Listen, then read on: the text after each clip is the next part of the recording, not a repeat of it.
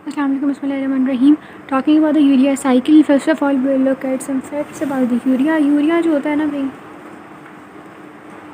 हमारी बॉडी के अंदर जितने भी अमाइनो ग्रुप्स होते हैं, ठीक है, मतलब जिस भी सोर्स से अमाइनो ग्रुप आ रहा है, तो अमाइनो ग्रुप ने डिस्पोज होना है तो उसने यूरिया के फॉर्म में डिस्पोज होना है, ठीक है। यूरिया जो होता है उसके अंदर कार्बन है, ऑक्सीजन है, नाइट्रोजन है। तो कार्बन और ऑक्सीजन जो होते हैं वो तो ऑक्सीजन कार्बन डाइऑक्साइड से आ रहे हैं, लेकिन जो नाइट्रोजन्स होते हैं, दो नाइट्रोजन्स होते हैं, एक नाइट्रोजन अमोनिया से आ रहा है और एक नाइट्रोजन एस्पार्टेट से आ रहा है। I will show you how, ठीक है। अमोनिया से किस तरह से आ रहा है कि भाई ग्लूटामेट से अमोनिया बन रहा होता है via oxidative deamination using the enzyme glutamate dehydrogenase, और ऑक्सैलो एसिडेट से एस्पार्टेट बन रहा होता है via transamination using the enzyme aspartate ट्रांसअमाइनेज।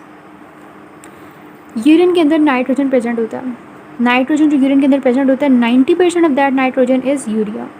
Urea is produce in the liver, then it goes to the blood, और वहाँ से फिर वो यूरिन की फॉर्म में एक्सक्रीट हो जाता है। ये सारी बातें थी वाई यूरिया साइकिल, राइट, क्यों हो रहा है। अब कोई भी मेटाबॉलिज्म पढ़ने से पहले अगर हम देख लें वो क्यों हो रहा है और वो कहाँ हो रहा है, तो चीज़ें काफ़ी आसान और रिलेट करना काफ़ी ईजी हो जाता है। कहाँ पर हो रहा है भाई, माइटोकॉन्ड्रिया और साइटोसोल के अंदर हो रहा है, यानी माइटोकॉन्ड्रियल मैट्रिक्स और साइटोसोल के अंदर ये हो रहा है urea cycle. Let's move jump on to the urea cycle. अच्छा, होता क्या है, to keep a track just follow my ball point, right. हमने जब डीएमाइनेशन और ट्रांसअमाइनेशन पढ़ी तो हमने देखा कि मसल्स वगैरह के अंदर अल्फा कीटोग्लूट्रेट और एलानिन का रिएक्शन होता है और उसकी वजह से ग्लूटामेट और पायरुवेट बनते हैं, और एंजाइम हमारे पास होता है एलानिन ट्रांसअमाइनेज, ठीक है।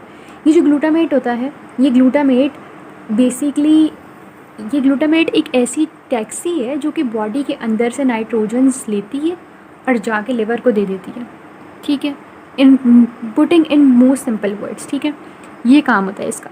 अच्छा, अब इसने नाइट्रोजन्स ले ली, ये गई ब्लड वेसल के ज़रिए, ये करीब ब्लड वेसल पड़ी हुई है, ठीक है, ये मसल पड़ा हुआ था कोई, ब्लड वेसल के ज़रिए गई है, और ये है पूरा ये वाला जो इतना सारा कंपार्टमेंट है ना, दिस इज़ लिवर का सेल, ठीक है। ये उस लिवर के सेल का साइटोसोल है, ये उसका माइटोकॉन्ड्रियल मैट्रिक्स है, ठीक है। यहाँ पर ये मतलब वो होनी चाहिए, ये वाली मेम्ब्रेन भी होनी चाहिए। तो यहाँ पर ये ग्लूटामेट पहुँच गया। ग्लूटामेट यहाँ पर जब आता है तो इस पर एक्ट करता है ग्लूटामेट डीहाइड्रोजिनेज एंजाइम, और ग्लूटामेट कन्वर्ट हो जाता है अल्फा कीटोग्लूट्रेट में by taking a water in, और यहाँ पर NADPH प्रोडक्शन हो रही होती है, ठीक है।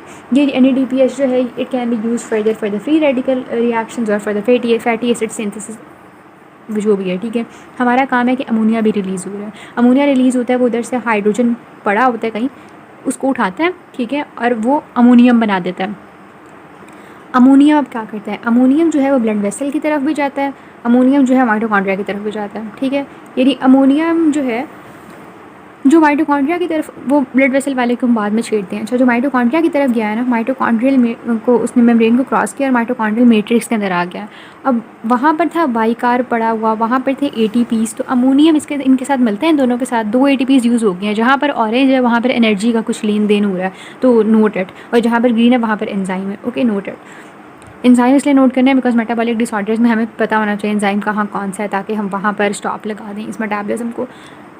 ये 2 ATPs यूज़ हुए हैं और हमारे पास कार्बोमाइल, ये स्पेलिंग गलत है, फॉस्फेट बन जाता है, ठीक है। अब CPS1 यहाँ पर एंजाइम ऐड कर रहा होता है। What is CPS1? Carbamoyl phosphate synthetase 1, जहाँ पर सिंथेसिस हो रही है सिंथेटेज लगा देना है। इसका एक एलोस्टेरिक एक्टिवेटर होता है, that is NAG, N acetyl glutamine, I guess N acetyl glutamine ही कहते हैं इसको।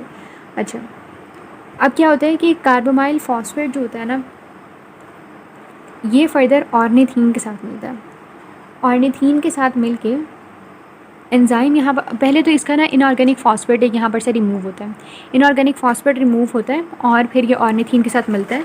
OTC एंजाइम यहाँ पर एक्ट कर रहा होता है, और ऑर्निथीन ट्रांस कार्बोमाइलेज, और ये बना देते हैं सिट्रोलिन। आई एम 80% श्योर कि सिट्रोलिन जो है माइटोकॉन्ड्रिया के अंदर बन रहा होता है और उसके बाद फिर वो बाहर निकल रहा होता है, ठीक है, साइटोसोल के अंदर जा रहा होता है। अच्छा, ऑर्निथीन आया है, तो ऑर्निथीन आया है एंटीपोर्टर के थ्रू, और सिट्रोलिन निकला है, तो ये एंटीपोर्टर के थ्रू से ऑर्निथीन आ रहा होता है, सिट्रोलिन निकल रहा होता है, ठीक है। सिट्रोलिन जो है ना वो फिर मिलता है एस्पार्टेट के साथ ज्वाइन होता है और वो बना देता है आर्जिनोसक्सिनेट। हाउ, एस्पार्टेट कहाँ से आ रहा है भाई, यहाँ पर एक होता है मेलेट एस्पार्टेट शटल, जिससे मेलेट माइटोकॉन्ड्रिया के अंदर और एस्पार्टेट माइटोकॉन्ड्रिया से बाहर आ रहा होता है। अब ये एस्पार्टेट जो होता है ये सिट्रोलिन के साथ मिलता है, ऊपर एंजाइम ऐड करता है इस आर्जिनोसक्सिनेट सिंथेटेज, और साथ ही एक और एटीपी यूज़ होता है। 3 एटीपीज हमने यूज़ करे थे होल प्रोसेस में यूरिया साइकिल के, वो हमने यूज़ कर लिए, ठीक है। और आर्जिनोसक्सिनेट बन जाता है, पहले सिंथेसिस करा दी, अब उसे तोड़ेंगे हम। आर्जिनोसक्सिनेट लाइज या आर्जिनोसक्सिनेज एंजाइम है जो कि यहाँ पर एक्ट कर रहा होता है, और वो आर्जिनिन और फ्यूमरेट के अंदर आर्जिनोसक्सिनेट ही क्लीवेज कर देता है। आर्जिनिन जो है वो फर्दर यूरिया रिमूव हो जाता है उससे, और वो ऑर्निथीन के अंदर कन्वर्ट हो जाता है, और यहाँ पर जो एंजाइम ऐड कर रहा होता है that is arginase 1। Now that was all about urea cycle. Talking about कुछ इधर उधर की बातें, तो फ्यूमरेट यहाँ पर बन रहा है ना, तो फ्यूमरेट का फेट क्या होता है भाई, फ्यूमरेट कहाँ जा रहा है, तो फ्यूमरेट जो है वो हाइड्रोलाइज हो जाता है इनटू द मेलेट, और मेलेट फर्दर फिर किसी भी XYZ मेटाबॉलिज्म के अंदर रोल प्ले कर देता है। But if you are really curious to know where malate is going, तो मैं आपको 2 फेट्स बता देती हूँ मेलेट के।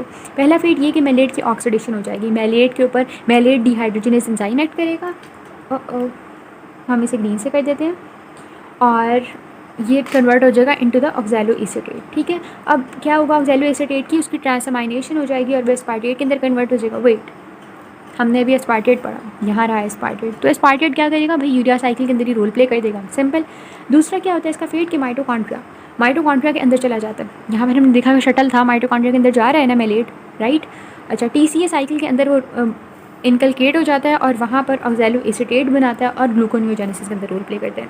So it was about the fate of the malate या fumarate. But what about the fate of urea that is also getting out of the urea cycle? Wait a minute. Urea भाई यहाँ पर cytosol में तो रहने नहीं लगा, liver में, लिवर का क्या काम था कि वो जो अमाइनो ग्रुप वगैरह है, नाइट्रोजन जो है बॉडी ने जो निकालनी है उसकी यूरिया की फॉर्म में डाल दे। Urea is basically a form that is excreted out of the body, right. तो अब ये जाएगा ब्लड के अंदर, ब्लड के अंदर चला गया यूरिया, तो ब्लड के अंदर से अब ये कुछ यूरिया जाता है किडनी में। किडनी में क्या होता है भाई, फिल्टर होगा, यूरिन फॉर्मेशन हो जाएगी, दी एंड कुछ जाता है इंटेस्टाइन के अंदर। इंटेस्टाइन के अंदर इंटेस्टाइनल बैक्टीरियाज प्रेजेंट होते हैं जो कि यूरिएज प्रोवाइड करते हैं। Those bacteria actually gift urea the urease कि ये लो यूरिएज और तुम अपनी क्लीवेज कर लो। यूरिया कहते हैं ऑल राइट, तो वो कार्बन डाइऑक्साइड और NH3 के अंदर कन्वर्ट हो जाता है। NH3 जो है ना, अभी अमोनिया जो बन गया है, अमोनिया के पास भी 2 मतलब रास्ते हैं, either it will enter to become a part of the faeces और it will be reabsorbed back into the blood, all right. अब problem is what if kidneys काम नहीं कर रही, ठीक है, किडनीज प्रॉपरली काम नहीं कर रही, तो फिर क्या होगा, if kidneys are not working properly, urea in the blood vessel will increase and urea in the going into the intestine will also be increase. Blood के अंदर यूरिया इंक्रीज हो जाएगा, किडनी सही से काम नहीं करी, इधर वाला रास्ता तो बंद हो गया, तो यूरिया ज़्यादा यहाँ जाने लग जाएगा। जब ज़्यादा यहाँ जाएगा तो बैक्टीरियाज ज़्यादा बैक्टीरियाज वाला जो यूरियज है उसको ज़्यादा अपनी एक्टिविटी परफॉर्म करना पड़ेगी, यानी ज़्यादा क्लीवेज हो रही है, यानी ज़्यादा अमोनिया फॉर्मेशन हो रही है, यानी ज़्यादा reabsorption back in the blood हो रही है, यानी अमोनिया की कंसनट्रेशन इनटू द ब्लड ज़्यादा होने लग जाएगी, जो कि टॉक्सिसिटी कॉज करेगा। अब इसकी टॉक्सिसिटी को हल करने के लिए हम क्या करते हैं, हम ओरल एंटीबायोटिक्स देते हैं, जिससे हम इन बैक्टीरियाज को कहते हैं कि भाई we don't need this gift right now because our kidneys are not working properly, so keep it, ठीक है। तो उससे हम ये यूरियस की एक्टिविटी को कम कर लेते हैं, ठीक है। अच्छा, आगे चलते हैं। ये हमने बात कर ली सारी अबाउट द यूरिया साइकिल। अब कुछ इधर उधर की बातें,